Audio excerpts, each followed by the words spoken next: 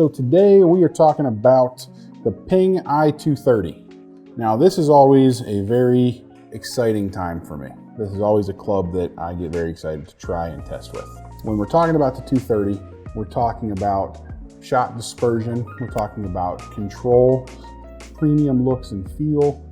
It's just a very well-rounded, almost timeless design. That's kind of what it always felt for me about the 230. When we're looking at the actual tech in the club, a new badge on the back, multi-material badge that's going to really help with that solid feel and contact. And then we also have a really kind of rounded sole shape, right? And that really helps us kind of get really clean sole interaction. So we really feel like we're making nice crisp shots. All right, Ian, big day. What, are you excited? Ping i230, of course I'm excited. I love this club. All right, what do you think about look? A little bit different than what you're used to.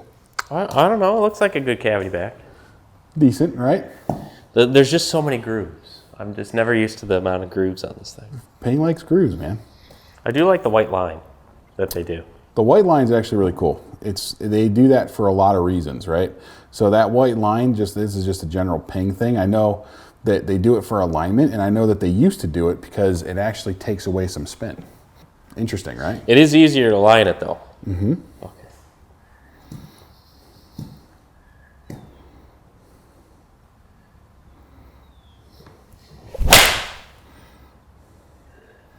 So this should be, for all intents and purposes, easy day at the office for you.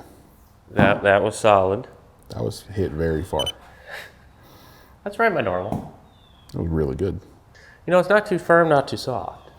It's like a unique kind of feeling, isn't it? Yeah. They spend a lot of time trying to achieve a really desirable feel and sound with this club, right? You know, everything that you read about and everything you talk about says that they put a lot into this club to not only make it look the part, but make it sound and feel the part as well. You know, Ping's kind of had this thing in the past where people have said, well, it doesn't feel that great and everything. I don't think you could say that about a Ping iron anymore.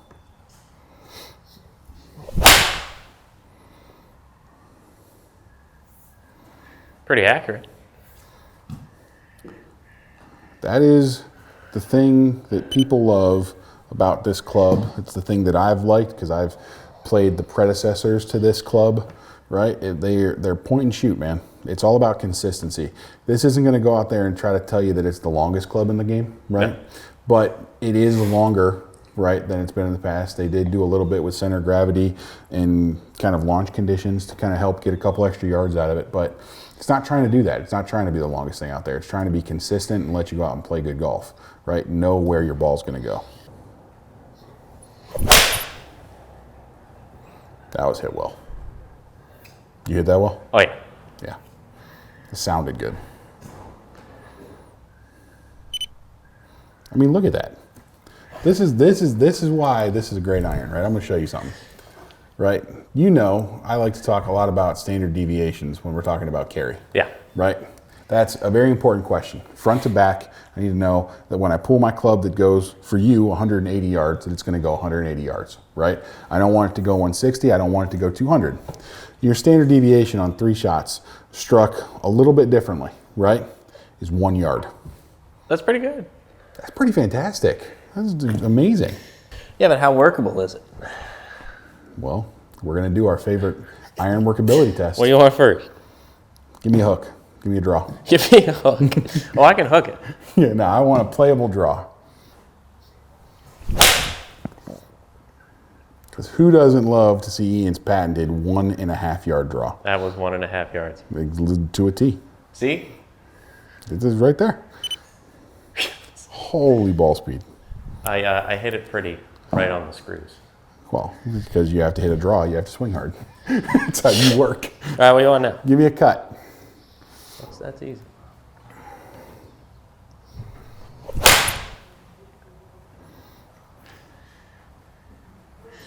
Yeah, I like that one. I love that one.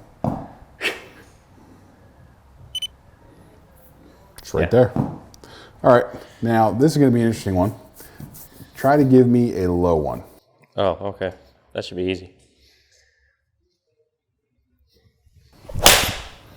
I want to see this one because this is geared to kind of towards honestly almost all golfers, right? But this is going to end up in a lot of better players' hands, right? Especially a lot of tournament players' hands. You play a lot of tournaments and stuff. You have to be able to work with trajectory, right? Did that go low enough? That went well lower. I can get it lower. No, that was good. We'll hit one more. Yeah, that was well low. There we go. Lower yet. What?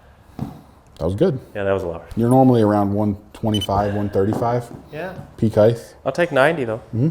All right. Here's This will the fun be. one. Well, I don't know how I can do this, but I'll try. Let's get it high.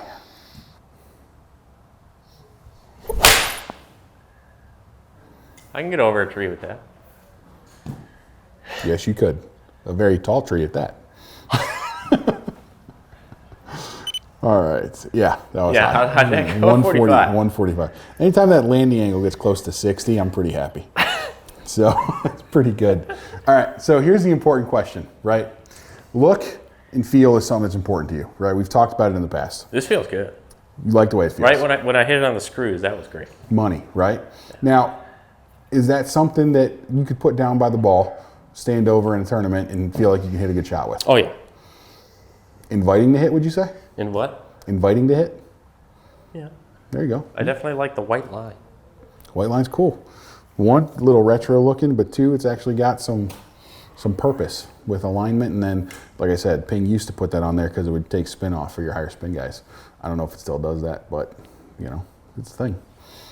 I would say, overall, I'm pretty excited to see how this club turned out.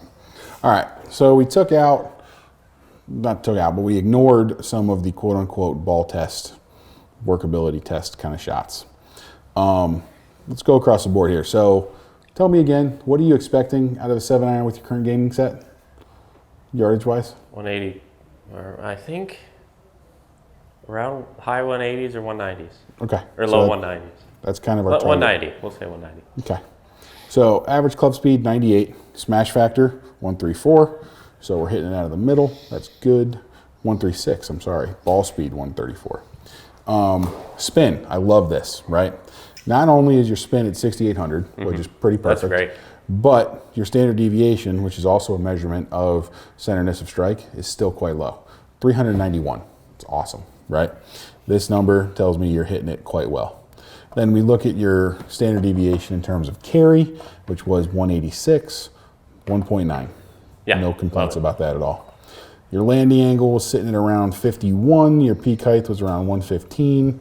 And your total is around 190. So you got about 4 yards of roll there. Not bad. I mean, that just seems like a good iron. Yeah, that's a good iron. It's a good iron, right? Now, I want to really kind of focus on something though, right? Did you feel like you could step up and kind of start to get confidence after you see the ball start going in the same spot every time, right? Yeah. Start to kind of hit those numbers? Yeah. Pretty different, right? I mean, not that you're not able to do that already, because like I said, you're a good player, but you do sometimes get that odd jumpy one, right? When Correct. You're not expecting it.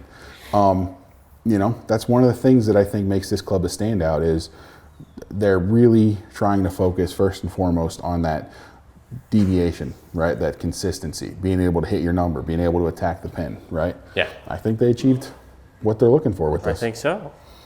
All right. If you guys are interested in potentially trying out the Ping i230, come see us here at Windmill Golf Center. We'll get you fit up.